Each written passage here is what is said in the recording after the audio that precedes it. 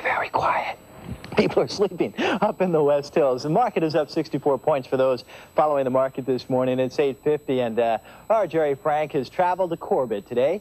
It's Ken and Jerry's, and it's time to meet with Jerry Frank once again and tell us about a new inn that has just reopened. Hey, Jerry, how are you? Well, good morning. Andy talked about the wild weather this morning, and boy, it was wild driving up here. But you can see we're cozy by the fireplace while you're cozy in the studio there. We're at the Viewpoint Inn, overlooking the magnificent Columbia Gorge, and by gosh, we can see it right now. And the inn has just reopened. This is a beautiful facility. It was built in 1924, designed by Carl Lindy, and now it's ready to receive visitors for overnight or for meals, Friday night, all day Saturday and Sunday. And I have with me today the big man, the proprietor of this great place, Jeff Thompson. Good morning, Jeff. Good morning, Jerry.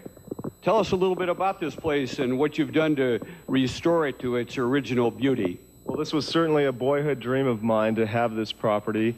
This room that we're sitting in was painted turquoise, so we've had a lot of restoration to do on hardwoods, painting, leaks in the roof, restoring the plumbing, and just to make it a cozy, comfortable little restaurant and inn. It's the only inn of its kind left intact from the tourism of the 20s and 30s.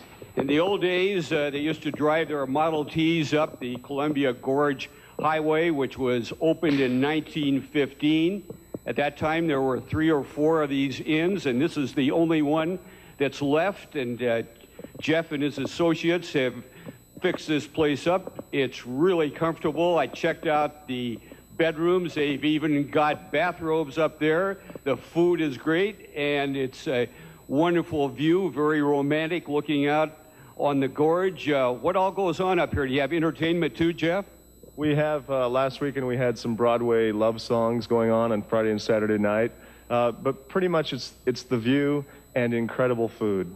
And I understand that you're an entertainer, that you're a part-time singer, is that right? Yeah, in fact, I'll be doing some Christmas music during, after Thanksgiving until Christmas, doing torch songs and Christmas songs. Well, in the old days, they used to take care of a lot of people up here that in the sitting rooms upstairs, they used to put 12 bunks in there, and besides the bedrooms and the baths with the beautiful fluted bottoms, I tell you, this is a place to enjoy. So come on up to the Viewpoint Inn any Friday night, Saturday, or Sunday. All right, Jerry, thank you very much. Get a number for us. We'll flash it on the screen a little bit later. If you want to go out to the Viewpoint Inn, we'll have that number for you. It's located in Corbett, just about, I would say, 10 miles east of Troutdale. So that's where the Viewpoint Inn is. And inspiring story, Paul. It shows that you can get involved and really make a difference. Let's head out to Northeast Portland at 97th and Prescott. Jeff Thompson runs a group home for 4 mentally challenged adults, including his brother. And Jeff started the home because he was concerned about how his brother was treated at another group home. They've been living here for about a year, but there was one problem. It was not very handicap accessible. So Jeff applied for a grant from Meyer Memorial Trust, and he got $46,000. The renovation should be done very soon. Celebrations, and tonight they're singing the praises of a new type of home for the disabled. Sleep in heavenly peace. Christmas is most special for the guys who live at the Lois Thompson Housing Project for challenged citizens. The home was started 2 years ago by Jeff Thompson after his mother died on Christmas Day. He took over caring for his younger brother, Matt, who is mentally retarded.